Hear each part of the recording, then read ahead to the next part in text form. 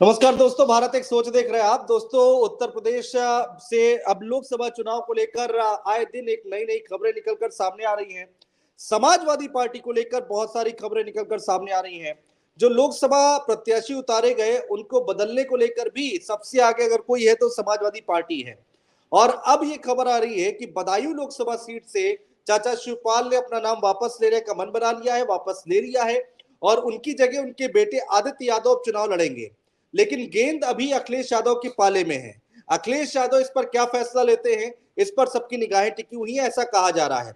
इसके साथ ही साथ दोस्तों, जब से बदायूं सीट पर चाचा शिवपाल यादव का नाम घोषित किया गया था, उसके बाद से खबरें निकलकर सामने आने लगी थी कि शायद चाचा शिवपाल का मन नहीं है लोकसभा चुनाव लड़ने का, और बदायूं से तो कतई नहीं है। इस वजह से वो थोड़ा देर में बदायूं पहुंचे अपना चुनाव प्रचार करने के लिए। और उसके बाद जब वो वहां पर पहुंचे तो उसके बाद ये कहा गया कि अखिलेश यादव ने शायद एक विंडो खुली छोड़ रखी है कि अखिलेश यादव ये चाहते हैं, अखिलेश यादव ने कहा था कि अगर बदायूं का कार्यकर्ता ये कहेगा, ये आवाज उठाएगा कि हाँ चाचा शिवपाल की जगह किसी और को या फिर आदित्य यादव को चुनावी मैदान में उतारा जाए, तो वो आदित्य यादव को टिकट दे देंगे। और अब वही होता दिखाई दे रहा है। अंतोगत्वा ये कहा जा सकता है कि जो चाचा शिवपाल चाह रहे थे वही होता दिखाई दे रहा है। चंद्रकांत हमारे साथ मौजूद है इस पर बातचीत करने के लिए। चंद्रकांत, आपका बहुत स्वागत है। चंद्रकांत, देखिए, थोड़ा समरी मैंने बताई दोस्त यहाँ पर दर्शकों को कि किस तरह से क्या क्या अभी तक हुआ है। इस पूरी पूरी पूरी तस्वीर को आप कैसे विश्लेषण करेंगे इसका? देखिए, मुझे याद आ रहा है कि आज से 4-5 दिन पहले जब कुछ सीटों पर प्रत्याशी बदले गए तो इस बात की चर्चा हमने आपने की थी कि बदायूं में भी प्रत्याशी बदल सकता है। बदायूं में शिवपाल यादव आदित्य यादव को चुनाव मैदान में उतार सकते हैं और अब सियासी संकेत कुछ उसी तरीके के हैं।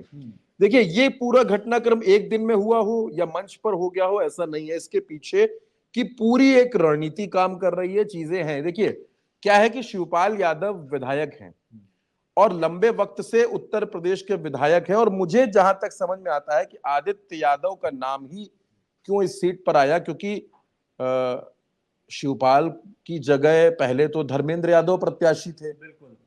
पहले तो अखिलेश यादव ने धर्मेंद्र को ही टिकट दिया था, तो फिर टिकट बदलकर शिवपाल को देने की क्या जरूरत थी, वो भी तब जब धर्मेंद्र यादव 2 बार बदायूं की सीट से सांसद बने, 2009 और 2014 में। और पिछला चुनाव बेहद मामूली अंतर जो था, तकरीबन 18,754 वोटों का, उससे वो चुनाव हार गए।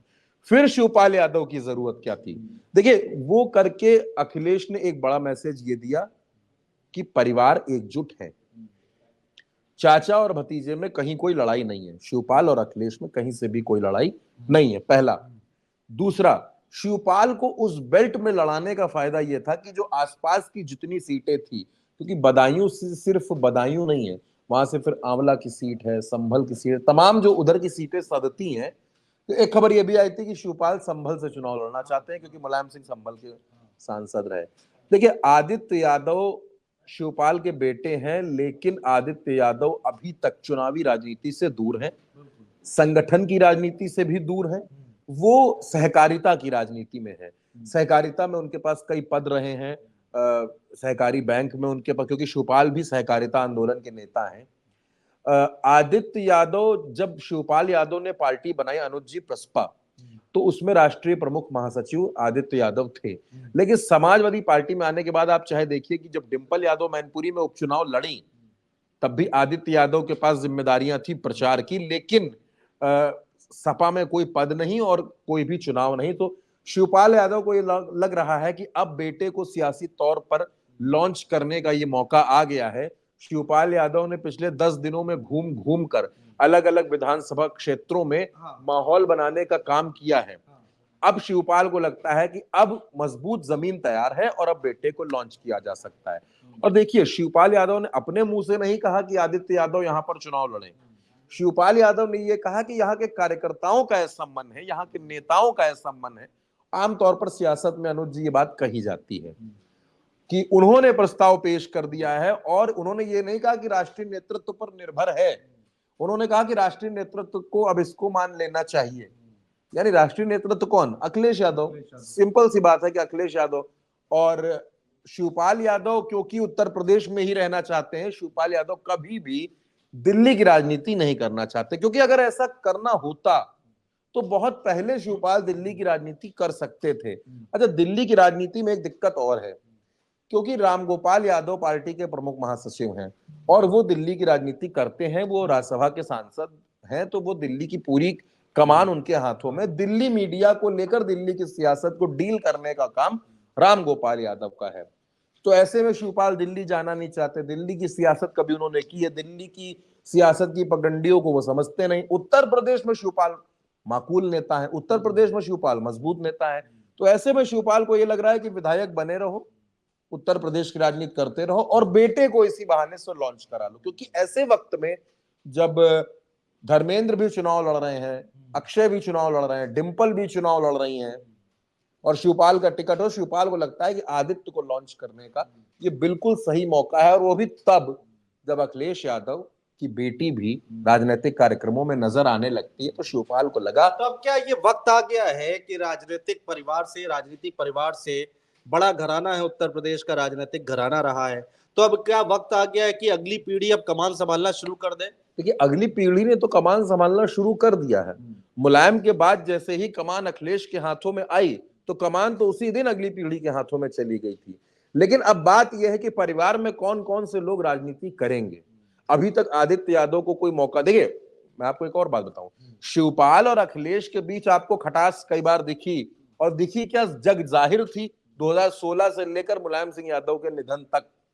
इस लंबे अंतराल में ये खटास कई मौकों पर दिखी है, कई मौकों पर एक दूसरे को लेकर बातें भी प्रत्यक्ष और अप्रत्यक्ष रूप से कही गई। लेकिन आपने आज तक आदित्य यादव के मुंह से इस पूरी लड़ाई पर एक भी स्टेटमेंट नहीं सुना होगा, ना हमने सुना, और ना ही अखिलेश ने आदित्य पर कोई टिप्पणी की। देखिए, राजनीति पार्टी अलग जगह है, परिवार में आज भी वही सामंजस्य है। और नेताजी के जाने के बाद, नेताजी के निधन के बाद परिवार में जो रिक्तता आई, परिवार में जो खालीपन आया, उसकी जो पारिवारिक संरक्षक की भूमिका है उसको शिवपाल निभा रहे हैं। आपको याद होगा, मैनपुरी का उपचुनाव चल रहा था तो शिवपाल ने कहा था कि मैं चाहता हूं कि अखिलेश को लोग छोटे नेताजी के नाम से जाने। यानी ये संकेत उसी दिन था कि पार्टी अब पूरी पूरी अखिलेश के हाथों में रहेगी। और अखिलेश ने भी शिवपाल यादव को राष्ट्रीय महासचिव बनाया, यानी उन्होंने भी ये बताया कि नहीं, चाचा का सम्मान और चाचा का साथ बना रहेगा। तो अब मुझे ऐसा लगता है कि शिवपाल के मन में यही बात है कि ये बिल्कुल मुफीद समय है कि आदित्य यादव की लॉन्चिंग करवा। देखिए, अभी परिवार में दो लोगों का सियासी भविष्य तय होना बहुत ज्यादा जरूरी है तो हालांकि कई लोगों का, लेकिन मोटे तौर पर अगर आप देखेंगे तो आदित्य यादव और तेज प्रताप यादव जो लालू प्रसाद यादव के दामाद हैं, उनका और आदित्य यादव का सियासी भविष्य तय होना बहुत जरूरी है। क्योंकि देखिए, तेज प्रताप तो एक बार सांसद बन गए मैनपुरी के, अब चर्चाएं यहां तक है कि तेज प्रताप को भी चुनाव लड़ाने की तैयारी है। और आदित्य, अगर देखिए शिवपाल यादव नहीं, मैं शुरू से इस बात को कहता आ रहा हूं कि शिवपाल लोकसभा नहीं जाना चाहते। उनका एक अपना कीर्तिमान चला आ रहा है जसवंत नगर से, वो उसको ही कायम रखना चाहते हैं, उसको ही बनाए रखना चाहते हैं। देखिए, तमाम आंधियां, तमाम लहर, तमाम कहा गया कि माहौल बदल गया, चुनाव इस पे हो रहा, लेकिन उसके बावजूद शिवपाल यादव जसवंत नगर से जीत कर आते हैं। जीत कर आए, और डिंपल यादव जब जीती मैनपुरी का बड़ी भूमिका, तो सबसे बड़ी लीड, अगर सबसे बड़ी लीड जसवंत नगर। और दूसरी बात, पूरे चुनाव में शिवपाल की महत्वपूर्ण भूमिका। आप सोचिए, अखिलेश और डिंपल दोनों को खुद जाना पड़ा शिवपाल यादव से मिलने, उनका आशीर्वाद लेने।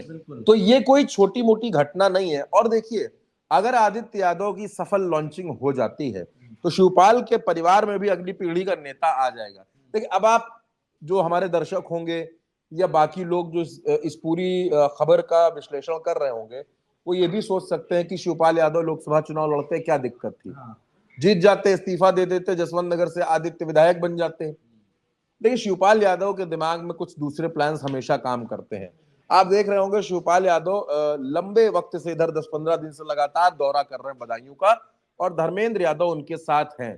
देखिए, ये सीट समाजवादी पार्टी का गढ़ है, और गढ़ में इस वजह से कह रहा हूं कि 1996 से लेकर 2014 तक, मतलब 19 तक, मानिए 19 में चुनाव हुआ, तब तक ये सीट समाजवादी पार्टी का गढ़ रही।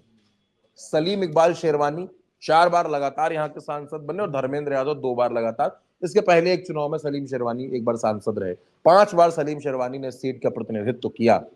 यानी यादव मुस्लिम समीकरण में ये सीट बिल्कुल फिट बैठती है।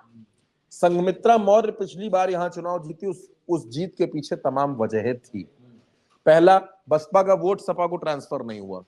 दूसरा, कहीं ना कहीं शिवपाल यादव और अखिलेश की जो खटास थी उसका भी खामियाजा धर्मेंद्र को भुगतना पड़ा। उस धर्मेंद्र ज्यादातर वक्त दिल्ली को देने लगे थे, दिल्ली की राजनीति में धर्मेंद्र असल में मैं आपको बताऊं, मुलायम सिंह के परिवार में मुलायम सिंह की जो राजनीतिक स्टाइल रही, जो बातचीत रही, जो तरीका रहा सियासत का, उसको अखिलेश अडॉप्ट नहीं कर पाए, लेकिन धर्मेंद्र ने ज्यादा अडॉप्ट किया है। धर्मेंद्र नेताजी के ज्यादा करीब रहे, नेताजी के साथ वो सदन में भी रहे और नेताजी के करीब रहे। आपको याद होगा जब नेताजी का निधन हुआ तो फूट फूट कर धर्मेंद्र यादव रोए थे, और उसको मैंने पूरा उनकी यात्रा को जब हॉस्पिटल से आए तो नोएडा से लेकर इटावा तक हमने पूरा, मैं उसी वैन के साथ साथ अपनी गाड़ी से चल रहा था, उसको कवर किया था। धर्मेंद्र यादव उसी गाड़ी में बैठे हुए थे आगे, जिस गाड़ी में उनका पार्थिव शरीर रखा था, और लगातार मैंने देखा कि धर्मेंद्र यादव लगातार उनके आंसू रुके नहीं, आगे बैठे रहे और आगे बैठकर पूरे टाइम रोते रहे। तो ये हमने देखा है। देखिए, 2 मौके ऐसे थे जब धर्मेंद्र सांसद बनते बनते रह गए। 2019 में बदायूं, 18,000 वोट राजनीति में कुछ नहीं होते हैं। ये तो एक रात में पलट जाने वाले वोट थे। लोकसभा का चुनाव है, कई विधानसभाएं उसमें होती भाई, तो पलट जाता चुनाव। पहला मौका ये था। दूसरा, जब उपचुनाव हुआ आजमगढ़ का और जब वहां धर्मेंद्र लड़ने गए तो 8,000 वोट से हार मिली। धर्मेंद्र यादव के दिल में ये टीस तो है ही, और अब एक बार फिर धर्मेंद्र यादव आजमगढ़ से चुनाव लड़ रहे हैं। हालांकि इस बार उनका चुनाव बहुत शानदार है। आजमगढ़ में इस बार उनके सामने कोई बहुत बड़ी समस्या नहीं नजर आती है। लेकिन जहां तक आप बदायूं की बात कर रहे हैं, तो बदायूं में मुझे ऐसा लगता है कि शिवपाल सिंह यादव घूम आए हैं, सब कुछ देख आए हैं। देखिए, अब शिवपाल राजनीतिक उस मुकाम को हासिल कर चुके हैं जहां चुनाव लड़ना, जीतना, हारना और पद का होना या ना होना ये बहुत मायने नहीं रखता है। ये मायने उन लोगों के लिए रखता है जिनको पद की बहुत ज्यादा लालसा हो। मैं तो बार बार इस बात को अपने ही मंच पर कह चुका हूं, बार बार आपके साथ चर्चाओं में भी कहा है कि शिवपाल यादव उत्तर प्रदेश के वो नेता हैं जो हर जिले के 10-15 नेताओं को मुजुबानी जानते हैं, नाम याद रखते हैं। और शिवपाल यादव अगर चुनाव लड़ेंगे बदायूं से तो 75 जिलों का नेता उनको चुनाव लड़ाने जाएगा। और आप सोचिए, एक पिता जब अपने बेटे की लॉन्चिंग करना चाहता है, वो भले ही अपने मुंह से ना कह रहे हो, सियासी मर्यादाएं हैं, पार्टी की लाइन है, सारी चीजों को देखते हुए, लेकिन आप ये मान के चलिए कि जिस दिन आदित्य यादव के टिकट का ऐलान अगर बदायूं में हो गया तो फिर आपको यूपी के 75 जिलों के नेता बदायूं में प्रचार करते हुए नजर आएंगे। शिवपाल यादव का ये कद है उत्तर और वो नेता जो थोड़ा बहुत अखिलेश यादव से नाराज होंगे, थोड़ा बहुत शिवपाल से नाराज होंगे, थोड़ा बहुत रामगोपाल से नाराज होंगे, वो भी चुनाव लड़ाने जाएंगे। इतना ही नहीं, विरोधी दलों के नेता तक जाएंगे। ये शिवपाल यादव का कद है उत्तर प्रदेश में। अच्छा चंद्रकांत, ये बार बार सीटों पर देखिए बहुत फजीहत भी हो रही है, बहुत तरह की बातें भी हो रही हैं। एक उम्मीदवार उतारा जा रहा है, फिर उसको बदला जा रहा है। भारतीय जनता पार्टी इस पर चुटकी ले रही है, मजे ले रही है।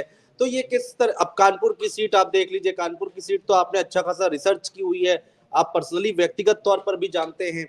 तो सीटें, ये प्रत्याशी उतारना, फिर वापस लेना, फिर उतारना, फिर वापस लेना, एक जगह हो तो समझ में भी आए, चलिए एक जगह कंफ्यूजन है। ये उत्तर प्रदेश की राजनीति में समाजवादी पार्टी किस रणनीति के साथ आगे बढ़ रही है? देखिए, मैं आपके दूसरी सवाल का जवाब पहले दूंगा। अगर आप कुछ पल के लिए इस बात को भूल सकते हैं, हटा सकते हैं कि मैं एक पत्रकार हूं, अगर निजी राय के तौर पर मैं आपसे एक बात कहूं, जितना मेरा विश्लेषण है, कानपुर की सीट कांग्रेस के खाते में देना अखिलेश यादव की गलती है। पहला, क्यों गलती है मैं वो भी बता रहा हूं। यकीनन कानपुर की सीट कांग्रेस जीती है, श्री प्रकाश जायसवाल वहां के सांसद बने हैं, लेकिन ताजा मुद्दा था इरफान सोलंकी। इरफान सोलंकी को जिस तरीके से जेल में डाला गया और फिर कानपुर से महाराजगंज शिफ्ट किया, और लगातार तारीख पर तारीखें मिल रही हैं, कोई बहुत बड़े मामले उन पर नहीं है, लेकिन वो जेल में है। अनुज जी, इसी कानपुर में इरफान सोलंकी के पिता पूर्व विधायक हाजी मुश्ताक सोलंकी का जब निधन हुआ तो पूरा कानपुर 20 घंटों के लिए जाम हुआ था। और वैसी शव यात्रा, वैसा जनाजा आज तक शायद शायद शायद हिंदुस्तान में लोगों ने नहीं देखा होगा वैसा जनाजा। मैं इंदिरा गांधी जी और राजीव गांधी जी के निधन की बात नहीं कर रहा, मैं उत्तर प्रदेश की इस सियासत की बात कर रहा हूं। था कानपुर में माकूल मुद्दे थे समाजवादी पार्टी के पास, और एक कद्दावर नेता अमिताभ वाजपेयी था जो विधायक है और जिसने पिछले 7 वर्षों में अपने प्रदर्शनों से पूरी नेशनल मीडिया का ध्यान कानपुर पर खींचा है। वैसा कद्दावर ब्राह्मण चेहरा था। देखिए कानपुर में तकरीबन आंकड़ों के मुताबिक जो 2011 की जनगणना है 8 लाख ब्राह्मण मतदाता है। क्यों बीजेपी को कोई कानपुर में, और उधर मुस्लिम वोटर्स का सिंपैथी, मुस्लिम्स भी और मुस्लिम वोटर भी ठीक ठाक संख्या में 4 लाख के आसपास मुस्लिम वोटर है, मतलब 8 ब्राह्मण और 4 ये 12 लाख सीधे सीधे ये होता है। और वहां पे यादव वोटर्स भी ठीक ठाक है, छोटी जातियां भी हैं, लेकिन मुसलमान और ब्राह्मण वहां के गेम चेंजर माने जाते हैं। खत्री वोट भी वहां पर है।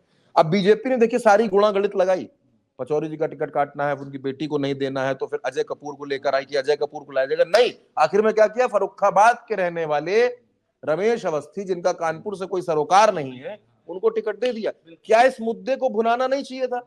अब जिनको उन्होंने टिकट दिया, कांग्रेस के खाते में टिकट गया तो कांग्रेस को अजय कपूर छोड़ गए थे, आलोक मिश्रा को टिकट मिला। आलोक मिश्रा 2 बार विधानसभा चुनाव लड़कर हार चुके हैं। उनकी पत्नी वंदना मिश्रा मेयर का चुनाव लड़कर हार चुकी हैं। एक बड़ा शिक्षण संस्थान है, मैं उसका नाम नहीं लेना चाहता, उसके सर्वे सर्वा और मालिक मकान है ये परिवार।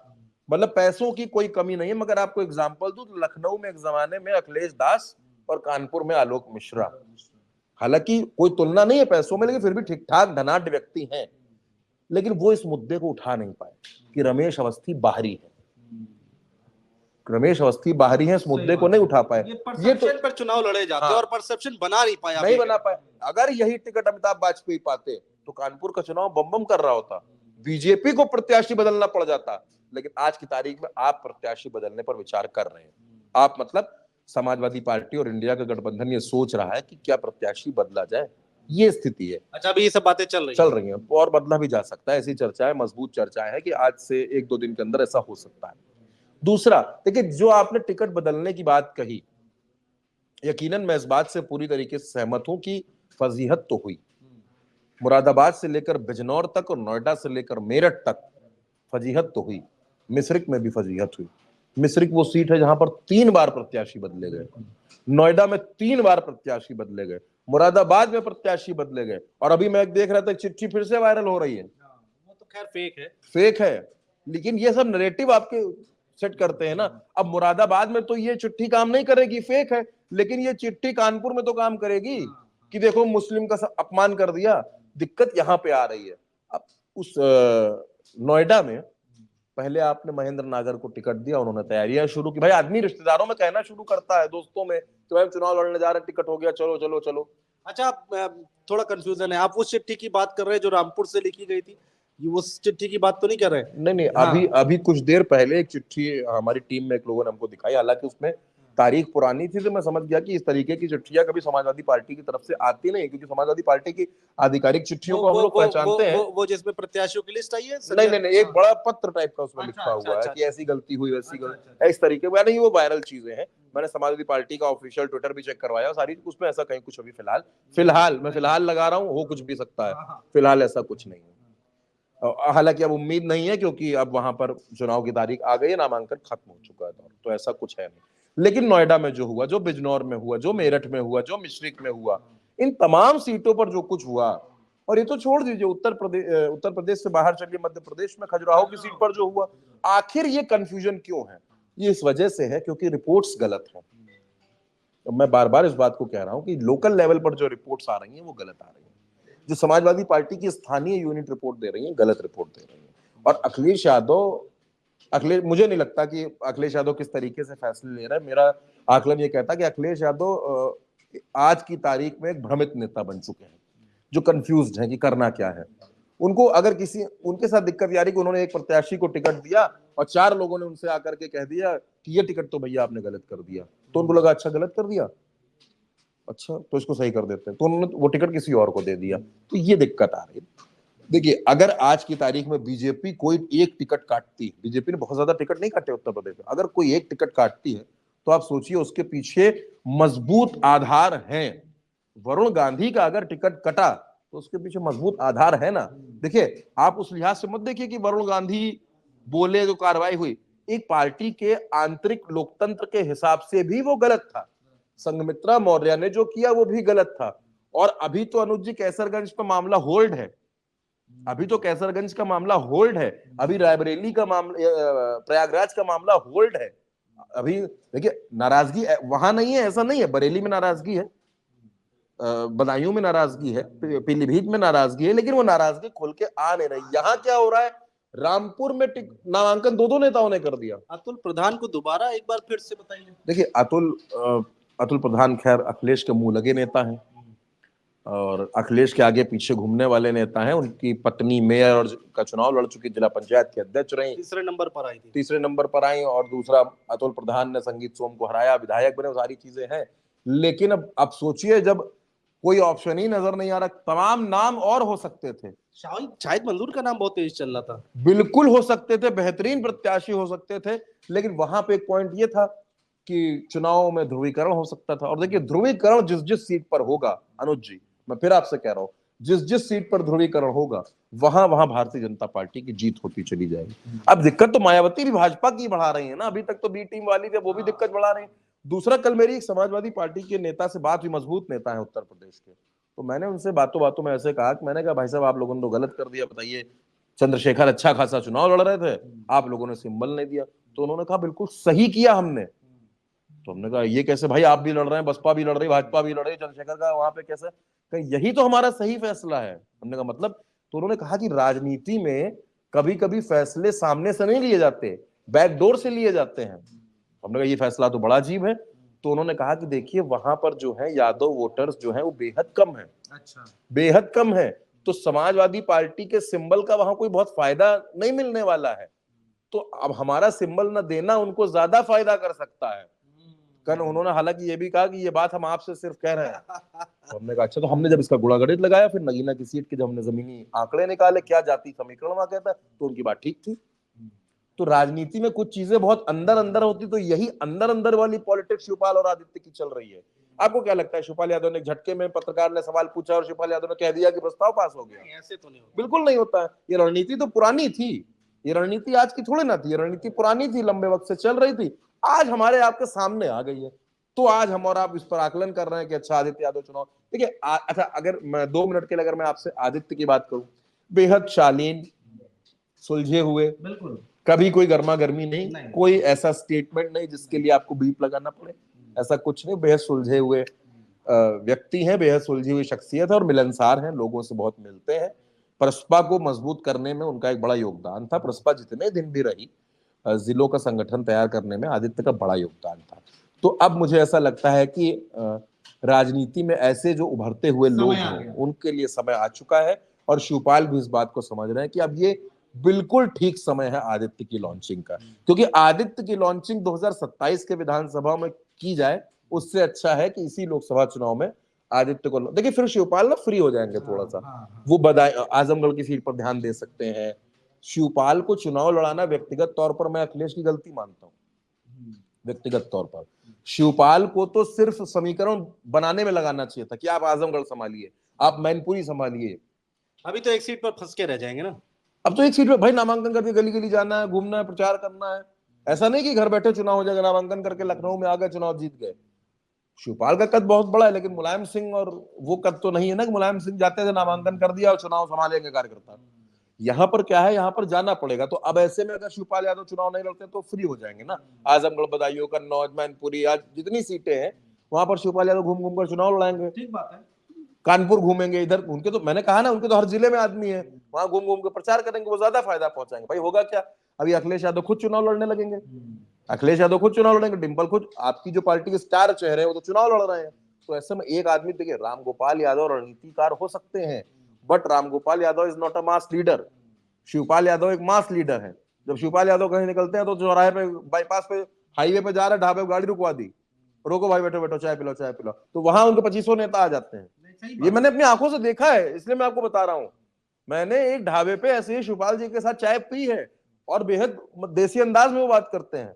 तो ये इस चीज का फायदा भी राजनीति में उठाना पड़ता है। देखिए बीजेपी के पास क्या है, बीजेपी के पास हर गली में नेता है, विस्तारक, पन्ना प्रमुख, बूथ संयोजक, शक्ति केंद्र संयोजक, इस तरीके से उन्होंने पूरी प्लॉट काट दिए हैं बूथ के, तो वो ज्यादा मजबूत है। तो ऐसे में आपको शिवपाल सरीखे नेताओं की जरूरत है जो जमीन पर उतर पड़े आपके लिए और उस तरीके से प्रचार करो। तो मुझे ऐसा लगता है कि अगर आदित्य यादव को लेकर ऐसा कोई प्रस्ताव गया है अखिलेश के पास, तो अखिलेश को आंख बंद करके उस पर भरोसा करके साइन कर देना चाहिए और शिवपाल को तुरंत उत्तर प्रदेश में 80 सीटों पर दौरा करने के लिए उतार देना चाहिए।